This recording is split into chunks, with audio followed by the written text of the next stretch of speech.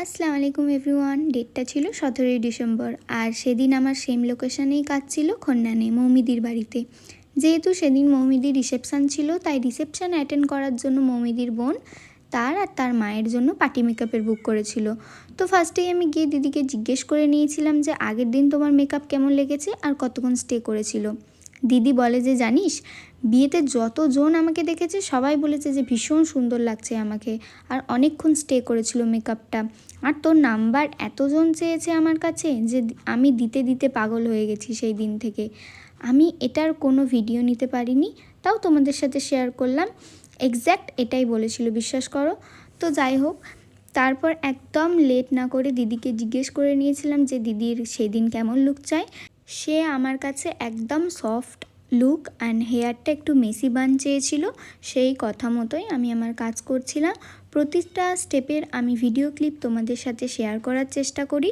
তোমরা পুরো ভিডিওটা দেখো আর আমাকে অবশ্যই জানিও যে দিদিকে কেমন লাগছে ফাইনাল লুকে। আর সেদিনেও একই অবস্থা হয়েছিল, যাওয়ার সাথে সাথেই 2-3 জন এসে বলে যে তুমি কি আমাকে একটু সাজিয়ে দেবে। কিন্তু যেহেতু সেদিনকে একটা টাইমের ব্যাপার ছিল, টাইমে বেরোনোর ব্যাপার ছিল, তাই আমি তাদেরকে নাই বলি। যদি তারা আমাকে আগে থেকে ইনফর্ম করতো তাহলে হয়তো আমি তাদের একটা টাইম দিয়ে বলতে পারতাম যে ঠিক আছে, হয়ে যাবে। বাট তার মধ্যেই কি করব, দুজনের হেয়ারটা অন্তত কমপ্লিট করেছিলাম ওই টাইমের মধ্যেই। মেঘলাদিকে রেডি করার পর তাদের হেয়ারটা আমি করে দিয়েছিলাম। তো দেখো, তোমাদের সাথে কথা বলতে বলতে আমি দিদির মেকআপটা কমপ্লিট করে ফেলেছি। এই হলো ওর ফাইনাল লুক।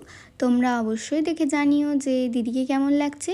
যেহেতু দিদি মানে রেডি হওয়ার সাথে সাথে এতটা বিজি হয়ে পড়েছিল যে আমি তার কাছে কোনো রিভিউ নিতে পারিনি। তো যেটা ফটো ভিডিও নিতে পেরেছি সেটাই তোমাদের সাথে শেয়ার করলাম। তোমরা কিন্তু জানিও। আর এই যে আন্টি একদম লাইট সফট মেকআপ চেয়েছিল তার এজ অনুযায়ী। আন্টি তো লিপস্টিক পরতে চায়নি, জোর করে পরানো হয়েছে, আর সাথে হেয়ারে ফুলও দিতে চায়নি, সেটাও জোর করে দিয়ে দিয়েছিলাম।